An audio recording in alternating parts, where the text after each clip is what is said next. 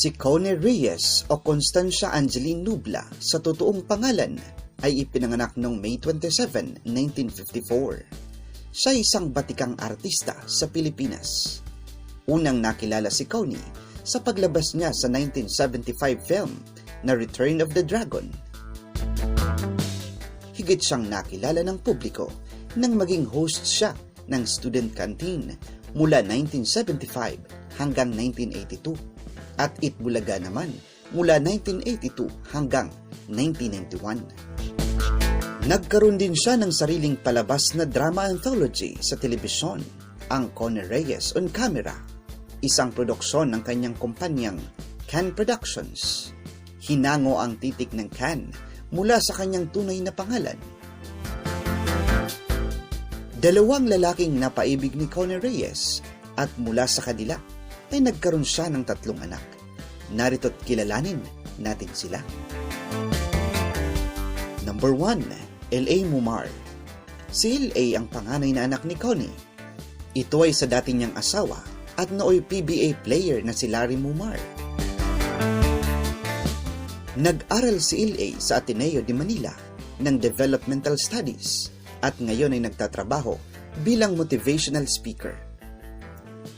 Gaya ng kanyang ama, ay hilig din ni L.A. ang pagbabasketball.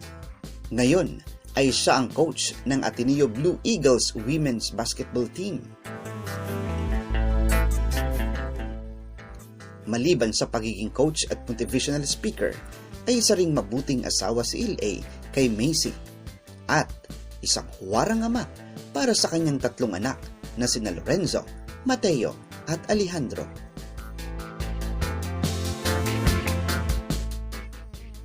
Number 2, Carla Mumar. Si Carla naman ang pangalawang anak ni Connie kay Larry.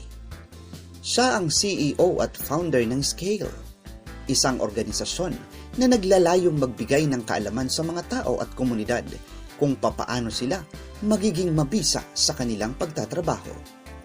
May pagkakapareho rin sa hilig si Carla at ang kanyang kapatid na si L.A. dahil gusto rin itong maging isang motivational speaker. Number 3, Vico Soto. Si Vico ang bunsong anak ni Connie sa aktor na si Vic Soto. Si Vico ay ang kasalukuyang mayor ng Pasig City. Hinangaan si Vico ng marami nitong mga nakalipas na buwan dahil sa sipag at galing ng pagpapalakad ng kanyang munisipyo. Proud naman ang inang si Connie sa narating ng kanyang anak.